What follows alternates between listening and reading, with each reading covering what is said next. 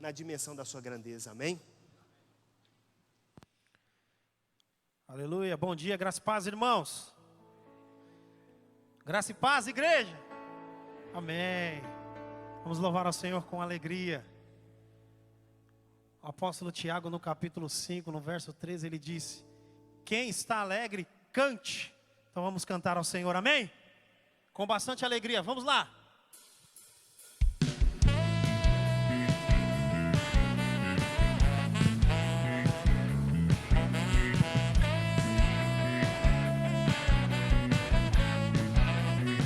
Mais uma vez, as palmas.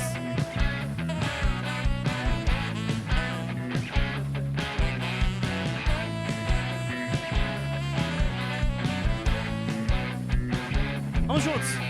Aquele que está feliz, diga amém.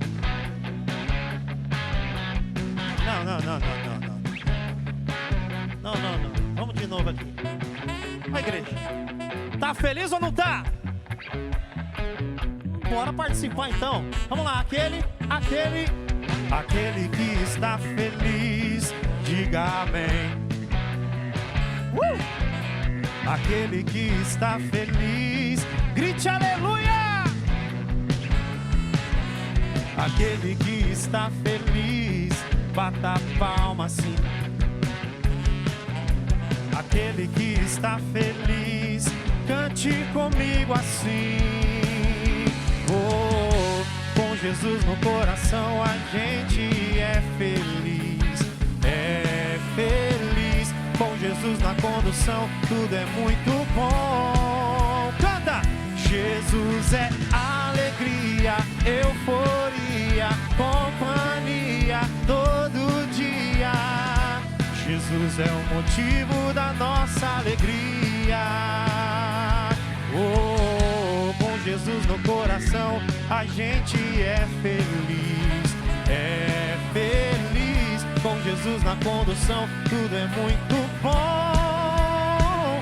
Jesus é alegria, euforia, companhia todo dia.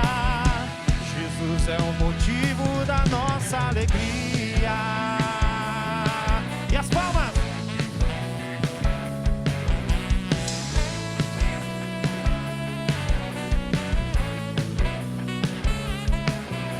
Aquele que está feliz, diga amém. Aquele que está feliz, grite aleluia. Aquele que está feliz, bata a palma assim. Aquele que está feliz, cante comigo assim. Com Jesus no coração a gente é feliz, é feliz. Com Jesus na condução tudo é muito bom. E o que? Jesus é euforia, companhia todo dia. Jesus é o motivo da nossa alegria. Oh, com Jesus no coração a gente é feliz, é feliz. Com Jesus na condução tudo é muito bom. Aleluia! Jesus é alegria, euforia, companhia todo dia. Jesus é o motivo da nossa alegria. Jesus é o motivo da nossa alegria. Jesus é o motivo da nossa alegria. Se Ele é o motivo da tua alegria, aplauda mais forte, celebra o Rei, aleluia! Glória a Deus. É tão interessante isso, né, irmãos? Que a nossa alegria, ela não está baseada em circunstâncias, né? Ou um momento difícil que nós estamos vivendo. Como disse o profeta Abacuque, né? Ainda que a figueira não floresça, não haja fruto na vide, produto da oliveira minta, nos campos não hajam mantimentos, as ovelhas sejam arrebatadas do aprisco, nos currais não hajam vacas, todavia eu me alegrarei no Senhor e exultarei do Deus da minha salvação. Essa é a vida do cristão, querido. Nós nos alegramos em meio às dificuldades, em meio aos problemas, e o milagre acontece. Amém? Glória a Deus. Por isso estamos aqui felizes. Então abra um sorriso aí, meu irmão. Cumprimenta 2, 3 pessoas que estão do teu lado aí nesta manhã. Isso, enquanto os irmãos fazem um fundo musical aqui, diga para ele: você está feliz? Eu estou feliz com Jesus. Aleluia. Nós não vivemos por vista, nós vivemos por fé. Fé em Cristo Jesus. E essa fé nos faz romper as barreiras, para que possamos experimentar da boa, perfeita e agradável vontade do Senhor sobre as nossas vidas. Aleluia. Aleluia.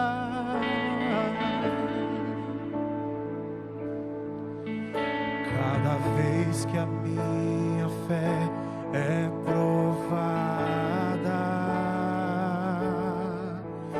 tu me dás a chance de crescer um pouco mais. As montanhas e vales, desertos e mares que atravesso me levam pra perto de ti. Cante comigo. Minhas provações não são maiores que meu Deus, e não vão me impedir de caminhar. Se diante de mim se abrir o mar, o que é que ele faz? Deus faz-me por sobre as águas, rompendo em fé. Minha vida se revestirá do teu poder, rompendo em fé.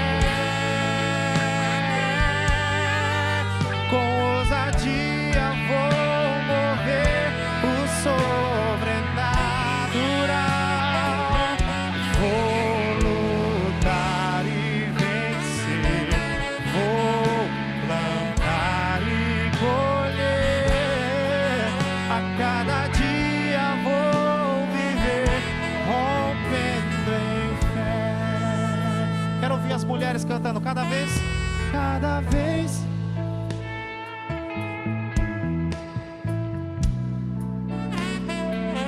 Tu me dás.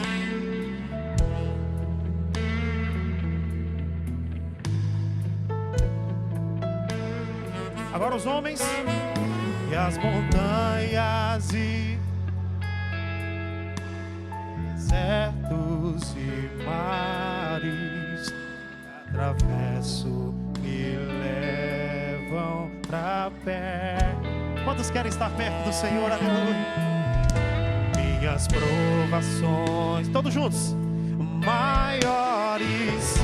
Ele é maior que tudo, querido. Aleluia. E não vão me impedir. Repita isso com fé. E se diante de mim não se abrir o mar, o que é que ele faz? Deus faz-me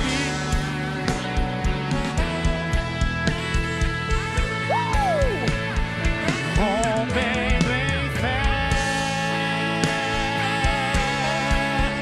Minha vida se revestirá do teu poder, rompendo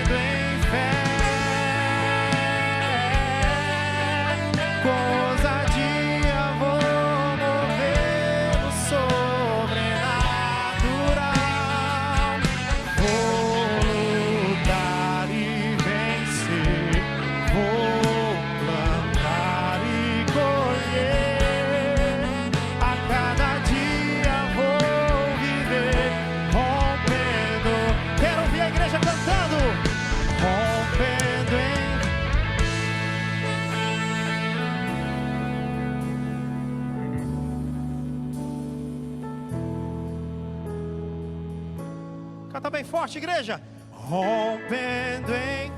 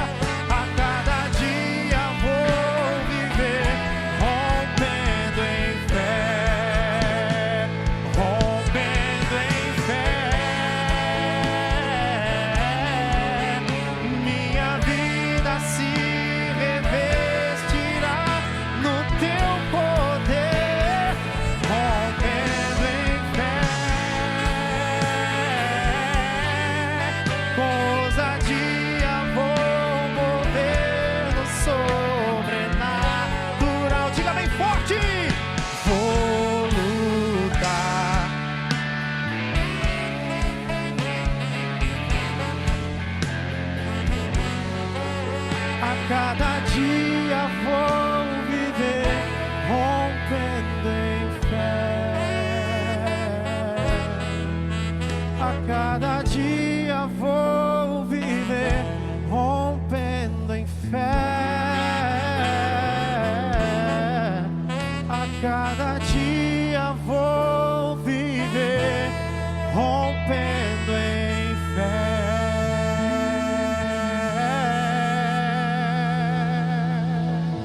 Aplauda bem forte ao Senhor.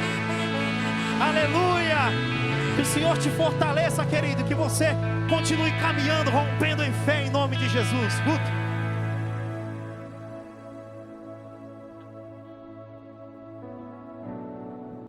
Glória a Deus. Irmãos, e nesse sentimento, nessa expressão de adoração, você tem agora a liberdade de se apresentar ao Senhor, também pelos seus dízimos, pelas suas ofertas, e com toda a alegria e generosidade do seu coração e com todo o seu entendimento, apresente-se ao Senhor, glorificando, agora não só por aquilo que Ele é, mas também por aquilo que Ele fez.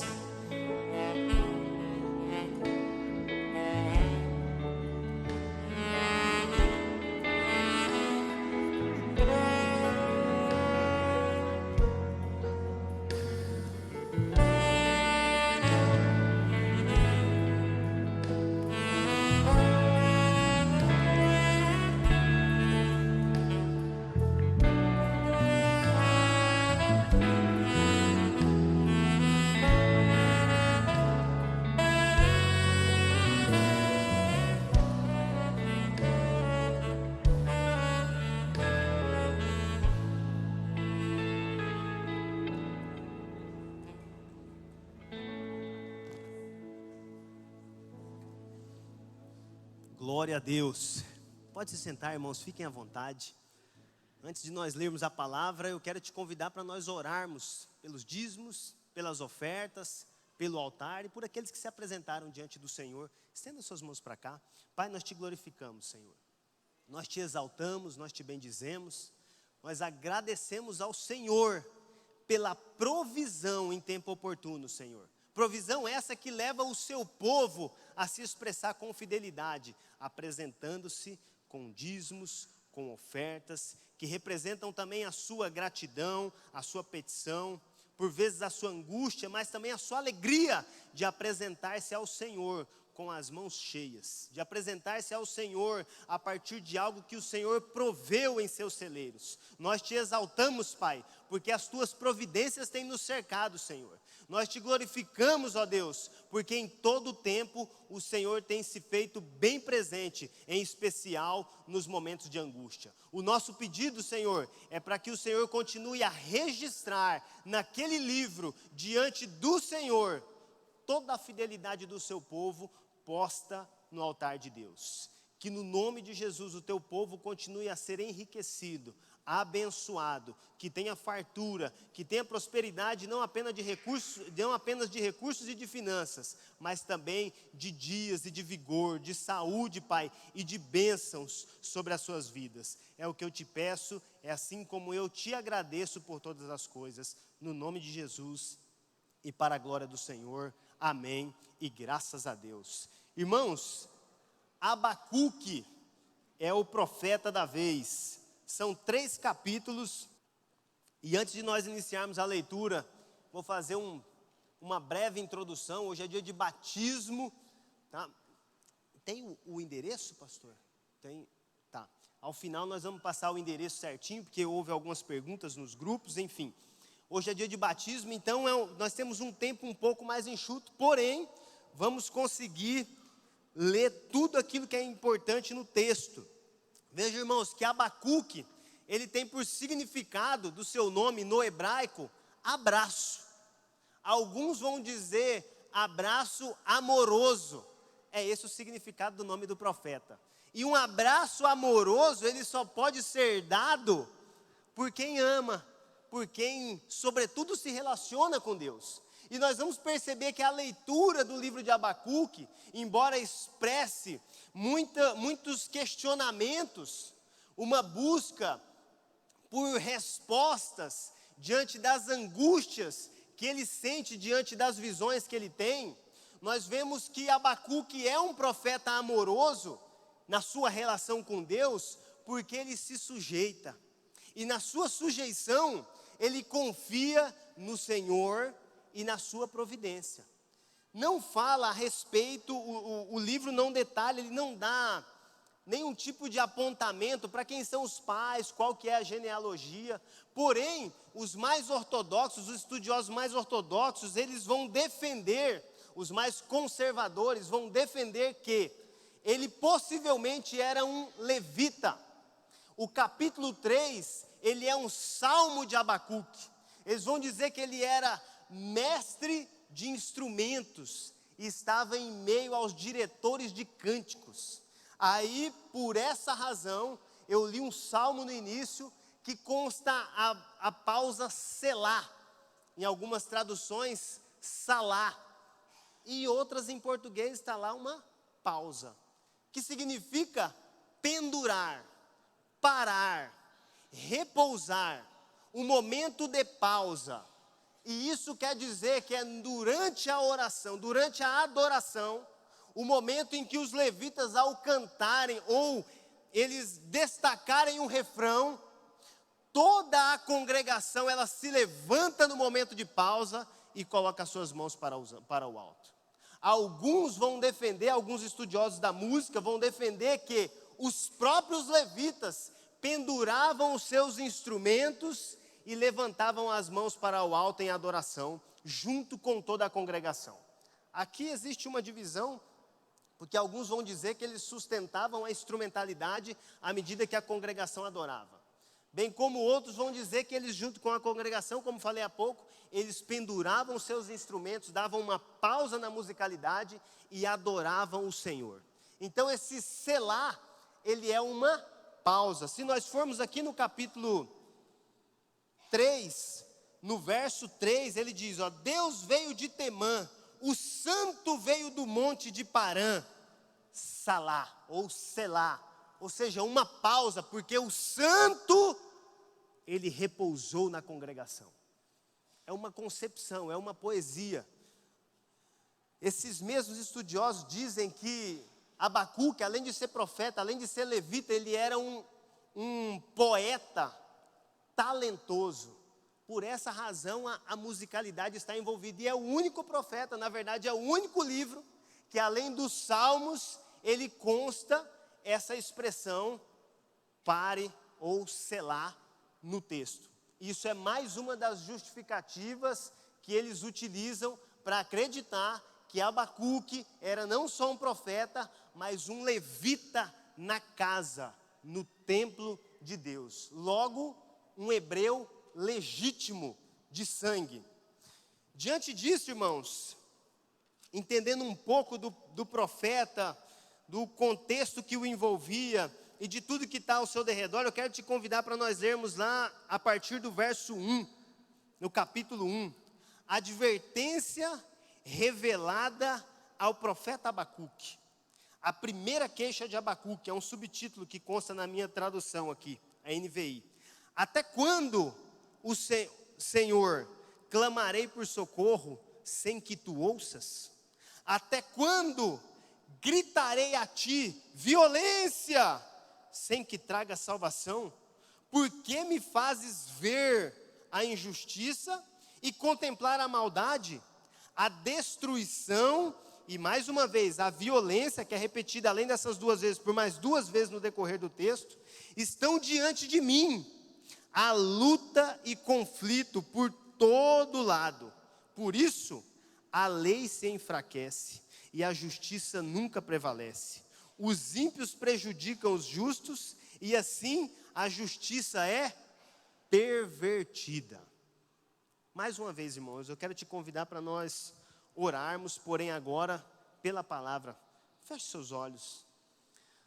Senhor, nós nos rendemos a Ti, Pai.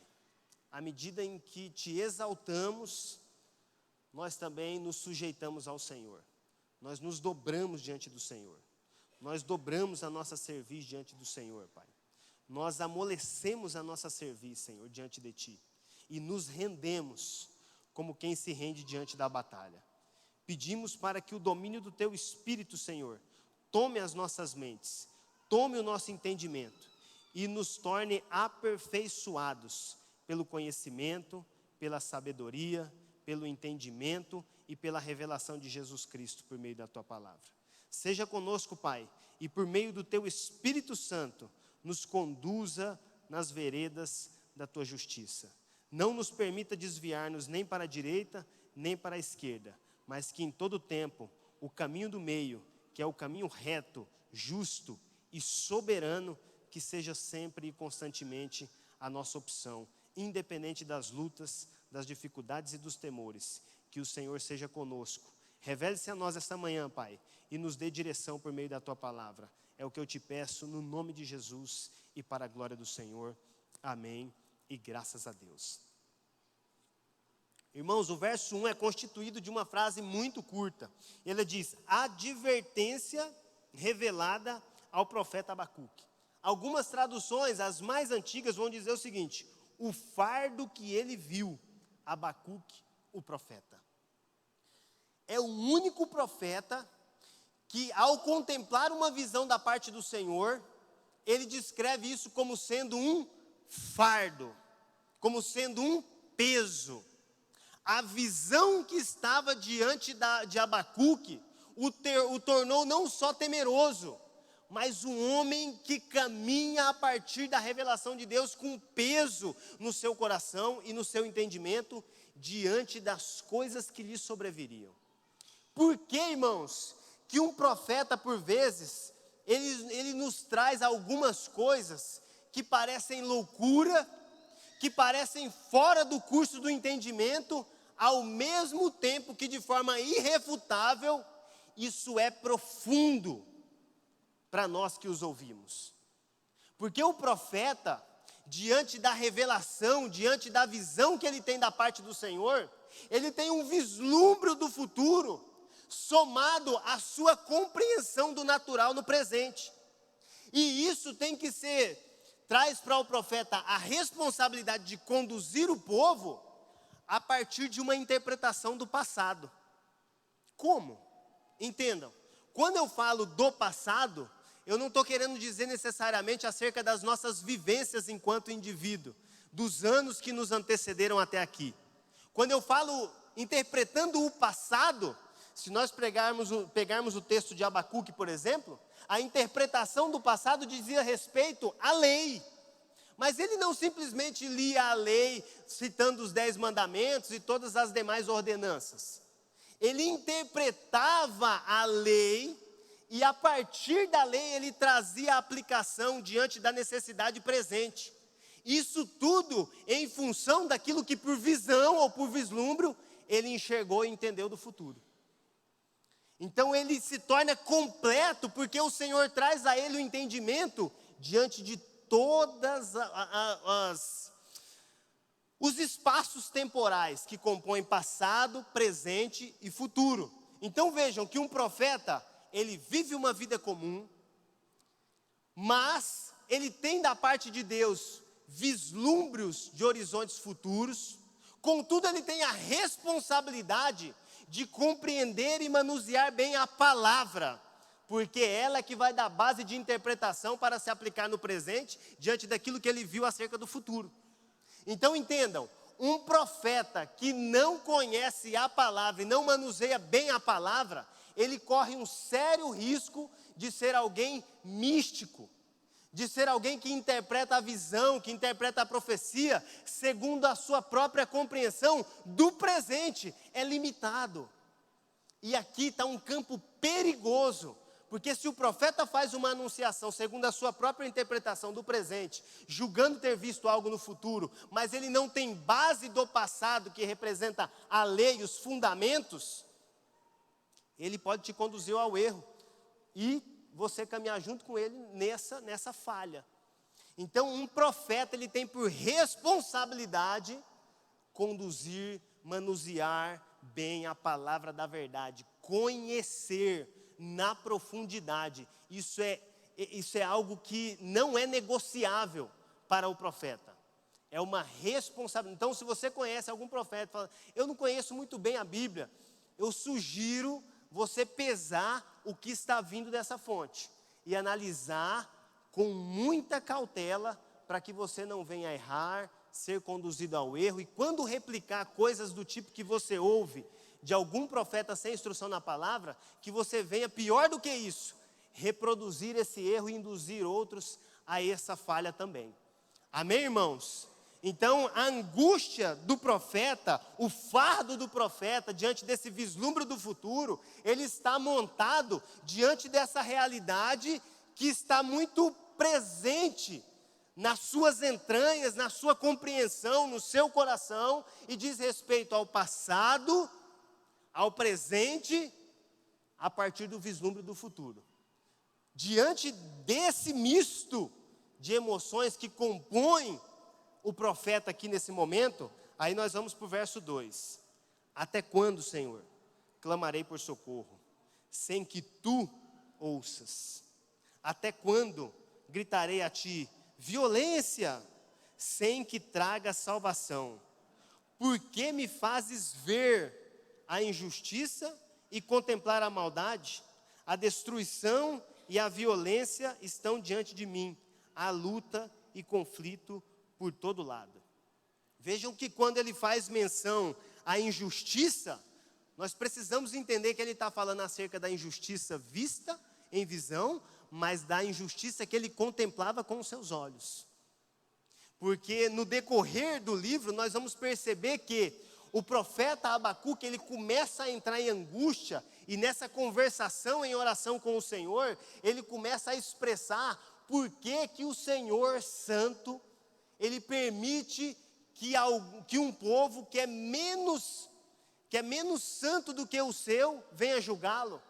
Por que o Deus que é santo levanta um povo perverso para vir contra o seu povo e aplicar juízo? Por que ele tem contemplado não só a injustiça do seu próprio povo, nesse caso os de Judá, e agora, além disso, ele também contempla a injustiça que eles sofrerão diante da nação que lhes sobrevirá e lhes tomará. A injustiça do presente, somada à injustiça que ele viu de um tempo futuro, traz a ele uma bagunça, um misto de sentimentos e emoções. Isso também justifica, irmãos, por que profeta é esquisito. Por que profeta tem um estereótipo meio lunático? Como que você vai gerir uma anunciação dolorosa da parte de Deus e que diz respeito a algo contra o seu próprio povo?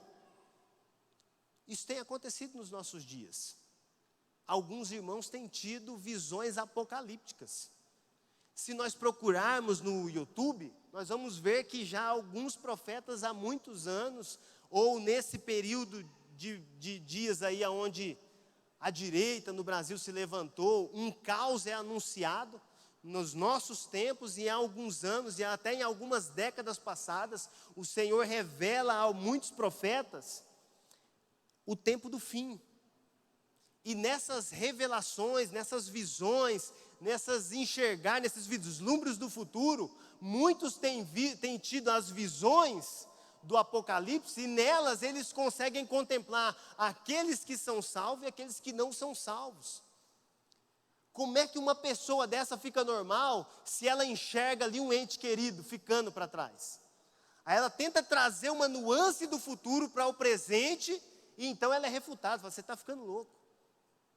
Entende por que ele se expressa como isso sendo um fardo? Como isso sendo um peso? Porque é difícil não só gerir o que está diante dos seus olhos por revelação, mas é difícil como transferir isso para uma comunidade. Olha, irmão, se eu começar a falar para vocês acerca de visões, logo depois das últimas eleições presidenciais, com a terra seca, com o pasto sem nenhum tipo de verde, as cercas caídas, todas empoeiradas, coisas que naqueles dias eu não entendi. Eu não podia compreender e eu pensava, Senhor, será que nós vamos ser invadidos? E aí, de repente, na realidade presente, depois de alguns anos, o que nós temos aí? Uma seca, uma fumaça, uma queimada inesperada, para além daquilo que nós tínhamos visto ao longo de muitos anos que se passaram. A minha geração, por exemplo, é a primeira vez que eu contemplo algo tão intenso, naquilo que se diz respeito às queimadas. Mas em vislumbres, por sonhos, o Senhor já tinha me trazido e eu não tinha condições de interpretar, embora me empenhava e me debruçava acerca daquilo e clamava em oração. São fardos que o Senhor traz por meio das visões, por meio das revelações. Então, irmãos, olha, aqui eu abro um parênteses e faço um comentário. Quem está achando que profecia é oba-oba, diante da realidade do livro, a gente tira isso de chance, sabe? Tira isso como sendo uma possibilidade. Agora, eu não vou dizer aqui que o Senhor não possa vir a anunciar coisas maravilhosas ao seu respeito. Muito pelo contrário. Eu não só creio, como desejo que essas coisas maravilhosas comecem não só a ser anunciadas, mas também a acontecer nos nossos dias. Mas não há uma festividade no entorno de profecia com o propósito de hipervalorizar um profeta. Profeta é levantado em um período de caos. Profeta é levantado para intervir em situações onde a igreja tem se corrompido ou já se corrompeu por completo. Ou ele traz uma mensagem que vai alinhar a igreja com Cristo, ou ele traz uma mensagem de dura destruição da parte de Deus contra aqueles que se dizem igreja, mas não são. Então não tem essa meninice toda, porque profeta ele cumpre um papel específico da parte de Deus, é um enviado de Deus, mas tem a responsabilidade de alinhar a igreja a partir da palavra. Normalmente, isso não é uma regra geral, isso não é um absolutismo, normalmente a palavra é dura, o que não quer dizer que é vinda com falta de educação, tá? Fecha esse parênteses aqui e sigo a partir da parte B do verso 2. Até quando gritarei a ti violência? Ou seja, uma anunciação daquilo que ele estava vendo. Até quando eu gritarei a ti, Senhor? Lembrando que Abacuque, ele está aqui no momento de oração. Ele está numa conversação com o Senhor. Ele está perguntando a Deus e Deus na sequência vai lhe responder a partir das suas confusões por conta do fardo que ele tem tido mediante a visão que o Senhor lhe dera. No verso 3, que já foi lido, aí vamos seguir adiante aqui, ó. Por que me fazes ver a injustiça e contemplar a maldade? A destruição e, mais uma vez, a violência, que é algo destacado nesses dias, estão diante de mim. Há luta e conflito por todo lado. Por isso, a lei se enfraquece. E a justiça nunca prevalece. Os ímpios prejudicam os justos, e assim a justiça é pervertida. Olha em Mateus 24, 12, irmãos, que é uma passagem bastante conhecida. Palavras de Jesus Cristo, Mateus 24, no verso 12, ele diz assim, ó: devido ao aumento da maldade ou violência, o amor de muitos esfriará. Embora aqui não diga respeito a um esfriamento do amor, mas o profeta, como quem vislumbra o futuro, ele está com o coração pesado diante dessa possibilidade? Porque os seus seriam levados cativos. Qual que é o contexto aqui? A nação babilônica, os caldeus, eles haviam dominado a Síria, destruíram Nínive. A Síria acaba alguns anos mais adiante, mas Nínive tinha sido destruída pelos babilônios. Esse povo se volta contra os de Judá agora. E então ele vai fazer tudo aquilo que eles faziam com as demais nações. Eles levavam cativos e escolhiam os melhores dentre um povo estranho, os mais inteligentes, os mais capazes. E se você quiser entender isso melhor, leia o livro de Daniel. E levavam para serem os conselheiros do rei. Uma das características dos babilônios era justamente pegar o melhor da inteligência de um povo e converter ele para a servidão no reino babilônico. Contudo, além desse vislumbre, que já falei, representava um fardo pela visão do profeta, ele também começa a narrar pelo verso 4, por isso a lei se enfraquece. E a justiça nunca prevalece. Os ímpios prejudicam os justos, e assim a justiça é pervertida. O que nós temos aqui, irmãos? Nós temos justamente a venda das sentenças. Nós temos justamente um corpo jurídico corrompido nesses dias. E por essa razão, tudo aquilo que era posto a júri, o maior prevalecia. O mais rico, o mais poderoso. Isso dentro da nação judaica. Vem para cá. Vamos vir para os nossos dias. O que tem acontecido com todos esses casos polêmicos que envolvem grandes líderes da igreja? A começar por casos de violência sexual, em especial com menores. Quem é a parte menos ouvida? A família das vítimas. Quem é a parte que sempre fica para trás? Olha, vamos como espectadores diante dessas questões. De quem nós procuramos saber notícia? Daquele que violentou, para saber o que está rolando, se vai ser preso ou não? Ou dos que foram violentados, para entender qual que é a necessidade desse indivíduo? Em que ele foi danificado? Aqui, possivelmente, está a expressão de algum tipo de injustiça. E vejam que eu não estou falando do mundo. Veja que eu não estou falando da corrupção do ímpio. Veja que eu não estou falando das últimas de Hollywood, envolvendo o Pedido e tantos outros famosos. Eu estou falando da igreja. Na igreja. A partir dos da igreja. Olha o tamanho dessa ofensa. Partindo desse pequeno escopo, desse balãozinho de entendimento, nós relemos o verso 4. Por isso, a lei, qual lei? A dos homens, mas também a de Deus, se enfraquece, e a justiça nunca prevalece. Os ímpios prejudicam os justos, e assim a justiça é pervertida. Porque aqueles que exercem o juízo, supostamente da parte de Deus, eles são os detentores da palavra. Por que nós, enquanto igreja, enquanto membresia, nós não podemos nos afastar da responsabilidade de ler a palavra e entendê-la? Porque senão, quem vão nos julgar mediante a palavra e aplicando as suas próprias vãs filosofias, são justamente os falsos líderes, que, diga-se de passagem, são excelentes manuseadores da palavra. Logo, a partir das suas corrupções, das suas concupiscências, eles são excelentes manipuladores de grandes massas e que na maioria das vezes são a igreja. Por isso que nós temos dificuldade de servir, de cultuar, de votar, de exercer paternidade, de se sujeitar à autoridade. Por quê?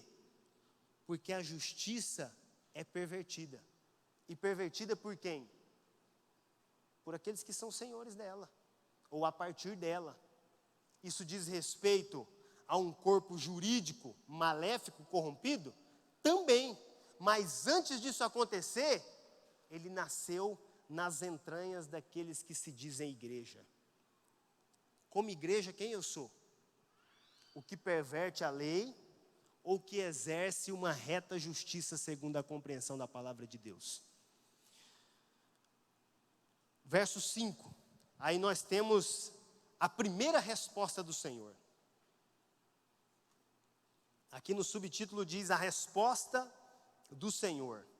Olhem as nações e contemplem-nas, fiquem atônitos e pasmem, assim como o profeta está pasmo, pois nos dias de vocês farei algo em que não creriam, se lhes fosse contado. Esse é o teor da profecia. A profecia, nem sempre, ou na grande maioria das vezes, ela é compreensível, irmãos. Por quê? Porque ela fala de coisas que os nossos dias não revelam. O natural, ele é um resultado do sobrenatural anunciado em tempos passados. Bem como os dias do porvir serão uma realidade presente, mas a partir de uma profecia incompreensível dos nossos dias. Então, quando um profeta genuíno diz algo acerca do futuro e constrange, perverte a nossa compreensão, é difícil de aceitar, é loucura. Mas ele fala acerca daquilo que viu no sobrenatural. E o sobrenatural, que diz respeito ao tempo kairos, mais tempo ou menos tempo, nesse alinhamento entre cronológico e kairos, ele vai se alinhar. E nesse alinhamento, essa realidade, outrora vista apenas pelos profetas, ela se manifestará nos dias naturais. É difícil compreender isso. Por isso que nós precisamos ter relação íntima com o Senhor. Porque o Senhor também não revela somente para os seus profetas, mas para aqueles que estão na tua presença, para aqueles que o buscam em oração. Por isso a necessidade de nós termos uma vida saudável com Deus. Porque embora nós possamos não ter um ministério profético, nós podemos sim vislumbrar coisas grandes da parte do Senhor, se aprouver a Ele nos revelar. É o que Ele fala lá em João: eu já não vos chamo servos, mas vos chamo amigos. Para os amigos não existe mais segredo, Ele torna conhecido tudo aquilo que Ele sabe e que o Pai o revelou. Então entende que não está só atrelado ao profeta, embora nós estejamos estudando o livro dos profetas, que está num contexto de Velho Testamento, e que tinha todo um engessamento quanto a essas revelações, nós precisamos nos lembrar que a aplicação desses ministérios, dessas compreensões, elas precisam ser interpretadas segundo a realidade dos nossos dias, que se fundamentam na lei, ou seja, se fundamentam no passado, mas para dar entendimento correto e devido para os nossos dias presentes, mediante o vislumbres do futuro. Isso aqui é a plenitude do kairos, irmãos, revelada em compreensão no cronológico. Compreender a manifestação de Deus no seu tempo ilimitado, dada a sua ilimitação como Deus soberano, é a plenitude manifesta para que nós possamos compreender aquilo que por vezes nós não aceitamos, e está diretamente relacionado às questões proféticas. E ele continua aqui: fiquem atônitos, fiquem pasmos, pois nos dias de vocês farei algo em que não creriam se lhes fosse contado. Estou trazendo os babilônios, nação cruel e impetuosa, que marcha por toda a extensão da terra, para apoderar-se de moradias que não lhe pertencem. Por que que os babilônios eram uma revelação que eles não acreditariam? Porque os temores de Judá estavam vinculados com o Egito. Era o Egito que cobrava deles um suborno que era pago a partir dos óleos, das especiarias de Israel. Era para o Egito. Esse povo assolava e ameaçava os de Judá. Só que eles, quando pagavam essa propina, ficavam aliviados diante dessas ameaças. Então, quando o Senhor falava acerca das nações, e aí no verso 5 ele fala: olhem as nações e contemplem-nas. Fiquem atônitos, porque possivelmente os olhos deles se voltaram para o Egito.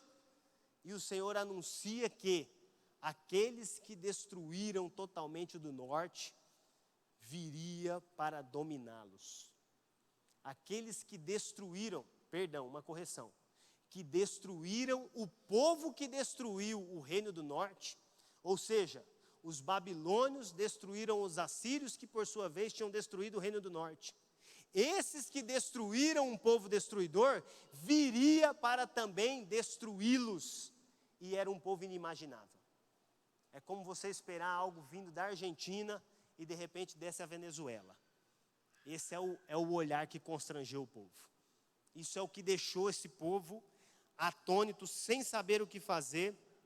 E ele segue aqui no verso 7. É uma nação apavorante e temível, que cria a sua própria justiça e promove a sua própria honra. É a sua própria régua, é o modelo de justiça. Esse povo arrogante, doloroso, impetuoso, imprevisível, volumoso e que tinha acabado de destruir os destruidores dos seus inimigos, que nesse caso o Reino do Norte e o Reino do Sul eram brigados nesse período, esses destruidores agora vinham contra eles. Por isso que o Senhor fala para nós não nos alegrarmos na morte do ímpio, para nós não nos alegrarmos na morte de outros que não tiveram a Cristo. Por quê? Porque pode ser algo vindo de algum desses que nós nos alegramos quando morreram, que o Senhor usa como instrumento de justiça contra nós quando nós estamos falhando ou pecando contra o Senhor. Veja que aquilo que atraiu o juízo do Senhor contra Judá foi justamente os pecados que eles sustentavam nos seus dias. Então o Senhor, na sua reta justiça, usa um povo de dura cerviz para atacar um povo que até então era um povo seu. E o que eles usam? A régua de Deus? De forma nenhuma, eles usam a sua própria régua, a sua própria medida, ou seja, conforme diz o final no verso 7, promove a sua própria honra, uma frase anterior, que cria a sua própria justiça. E o que fazia eles criarem a própria justiça? A maneira como cada um reagia. Então, a depender da forma como esse povo reagia, a justiça deles mudava. Depende da forma como eles se sentiam culpados ou confrontados, esse povo a quem eles estavam atacando sofreriam o dano. Aí no verso 8, seus cavalos são mais velozes que os leopardos, mais ferozes que os lobos no crepúsculo. Sua cavalaria vem de longe, seus cavalos vêm a galope, vêm voando como ave de rapina que mergulha para devorar. Aqui é uma expressão poética do profeta.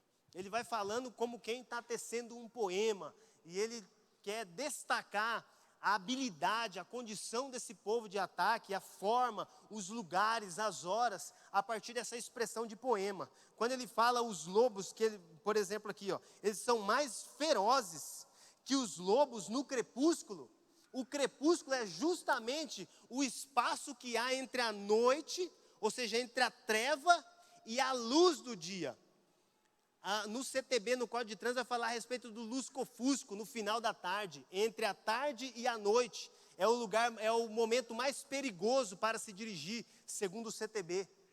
E aqui no texto ele fala que é o momento que os lobos atacam, que é justamente nesse período entre treva e luz. Não há necessariamente a luz do dia expresso, mas tudo está começando a clarear. E quando as coisas estão começando a clarear, o que nós fazemos? Nós começamos a nos sentir aliviados, porque as trevas já vão indo. Então, entre o período da luz e indo embora as trevas, os lobos ferozes atacavam, ou seja, esse povo vinha e destruía tudo. E isso poderia ser tanto no crepúsculo da manhã, quanto no crepúsculo da noite. Imprevisível. Impetuoso. Essa era a dimensão do perigo. E aí ele segue com as outras expressões poéticas que eu não vou ter tempo de comentar aqui. No verso 9 ele diz, todos vêm prontos para a violência, suas hordas avançam como o vento do deserto e fazendo tantos prisioneiros como a areia da praia. Essas hordas é uma reunião de pessoas bagunceiras e desordenadas, sem necessariamente um rumo, que causam grande devastação.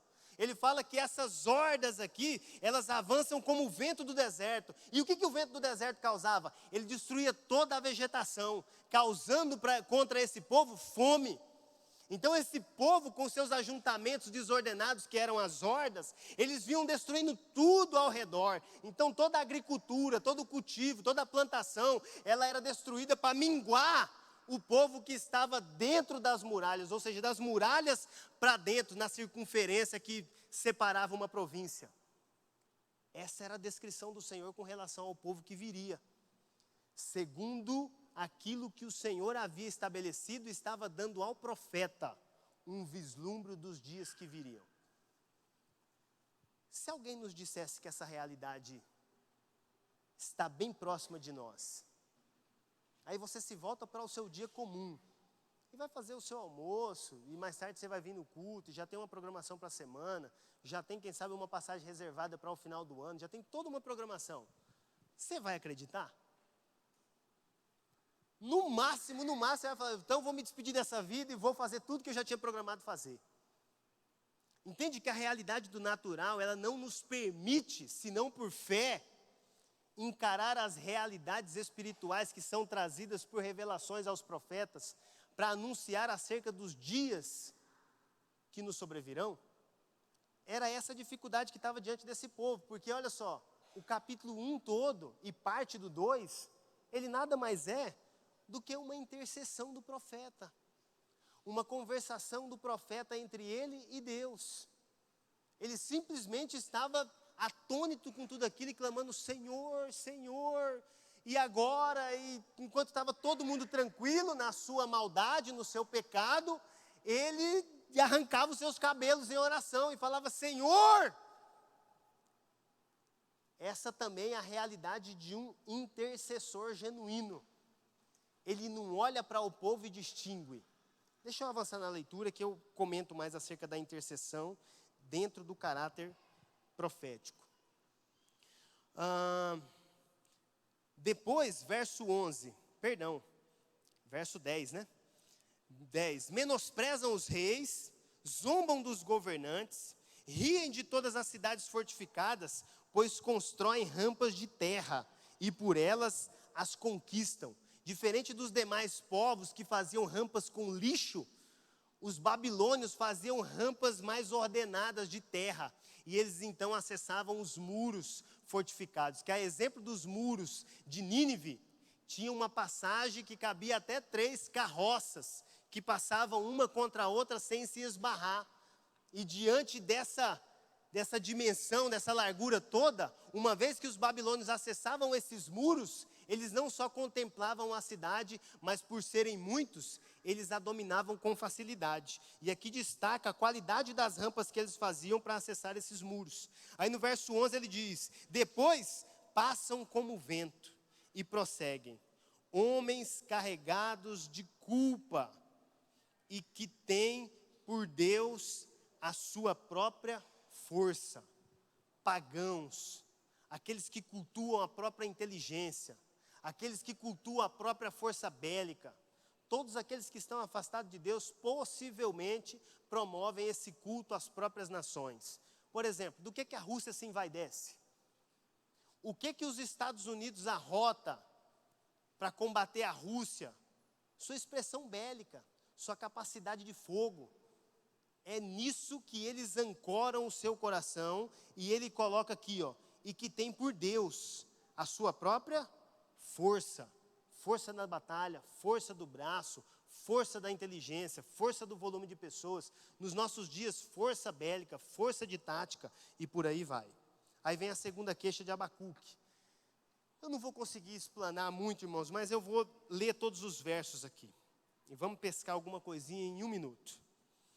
Senhor, Tu não és desde a eternidade?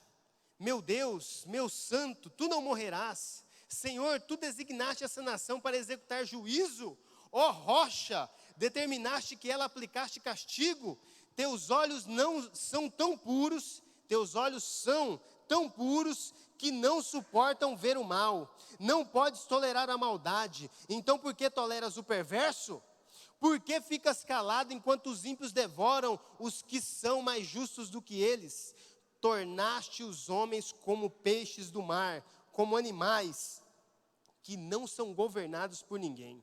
O inimigo puxa todos com anzóis, apanha-os em sua rede e nela os arrasta. Então alegra-se e exulta. E por essa razão, ele oferece sacrifício à sua rede e queima incenso em sua honra. Irmãos, embora o sacrifício à sua rede pareça um tipo de culto, não há nenhum registro histórico de que algum tipo de povo cultuava redes de pesca. Embora tenha registro de povos que cultuavam as espadas que eles usavam na guerra, mas rede não. É apenas uma linguagem metafórica do profeta. Tá? Pois graças à sua rede, vive em grande conforto e desfruta iguarias, mas continuará ele esvaziando a sua rede, destruindo sem misericórdia as nações? Eu quero destacar o verso 1 do capítulo 2. Ficarei no meu posto de sentinela e tomarei posição sobre a muralha. Aguardarei para ver o que o Senhor me dirá e que resposta terei à minha queixa. No domingo que vem nós vamos ver a resposta do Senhor e nela inclui os 5 ais que o Senhor descreve que sobreviria ao povo de Judá. Mas aqui eu quero encerrar destacando a posição de intercessão do profeta. Ela não é uma posição de intercessão seletiva, ela não é uma posição de intercessão que vai distinguir pessoas e situações, ela é uma intercessão diante do vislumbre da profecia, diante da visão de Deus. Então vejam, eu não estou falando de entrar em todo tipo de batalha sem entendimento. Vamos orar, não. Eu estou falando que o profeta, diante das revelações que o Senhor lhe dera, o que ele fazia? Ele se voltava para o Senhor em oração. Aqui no verso 1 do capítulo 2, diz que ele, eu vou tomar o posto de sentinela e tomarei posição sobre a muralha. Aguardarei para ver o que o Senhor me dirá. O lugar por onde os babilônios invadiriam a partir das suas rampas perfeitas, é o lugar onde ele assume a posição de sentinela, para ver se enxerga de longe a resposta da parte do Senhor. É essa a posição de um profeta, de um intercessor, ou de um intercessor profeta, ou de um profeta intercessor. Ele se posiciona como uma sentinela, e à medida em que ele clama ao Senhor em oração, ele fica à espreita, esperando até que de longe, quem sabe, venha a resposta que ele precisa. Uma resposta que virá em benefício do povo todo. No nosso caso, da igreja de Jesus Cristo. Não há distinção entre A ou B. O benefício da parte do Senhor anunciado ao profeta, é para o coletivo, é para a igreja de Jesus Cristo. Não há acepção de pessoas, nem no juízo e nem na dispensação de bênçãos, de graça e de favor sem medida. Amém, irmãos? Tudo aquilo que passa disso, ou que é segregado a partir dessa visão, pode se tornar uma manipulação a partir daquele que tem o vislumbre da profecia, tem o vislumbre da visão. Esse que entende verdadeiramente o seu ofício no Senhor, ele clama pelo todo, sem dividir aqueles que são daqueles que não são. Eles se voltam para o benefício da igreja, porém intercedendo diante do Senhor. É exatamente isso que descreve o verso 1 do capítulo 2 de Abacuque. E no domingo que vem, nós vamos fazer a leitura da resposta do Senhor e descrevendo os 5 ais. Amém? Eu quero orar por vocês e com vocês, antes de nós nos dirigirmos para o local do batismo.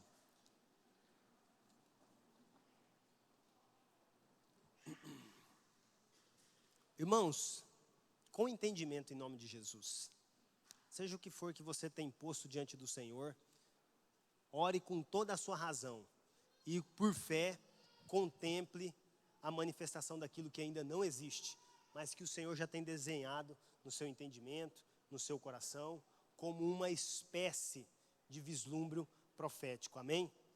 Feche seus olhos, curva a sua cabeça. Senhor, nós te exaltamos. Nós te glorificamos e bendizemos e agradecemos por todas as direções que a tua palavra tem nos dado. Senhor, eu te apresento esse povo que por fé professa ser povo seu.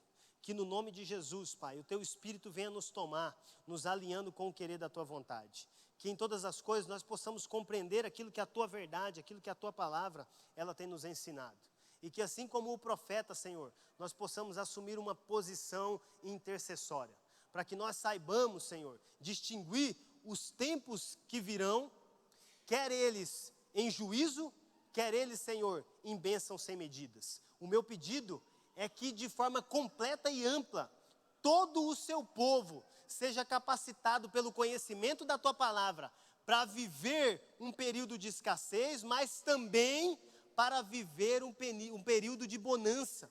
Senhor, que nós saibamos, que nós sejamos um povo que saiba manusear as riquezas que o Senhor dispensa sobre nós e que nós não venhamos a nos corromper a partir delas. Senhor, que nós não venhamos a nos perder a partir de direções de homens que se dizem influentes, mas que em todas as coisas o Teu Espírito nos governe para que nós saibamos e aprendamos a partir da manifestação e da revelação do Senhor a governar sobre tudo aquilo que o Senhor há de pôr nas nossas mãos. O Senhor é uma fonte inesgotável, inclusive de prazer e de bênçãos sem medidas. E nós cremos, Senhor, que as bênçãos do Senhor também nos sobrevirão. No tempo certo, no tempo devido, na medida correta, as bênçãos do Senhor chegarão até as nossas mãos. E para aqueles que já desfrutam de bênçãos, Senhor, eu quero em nome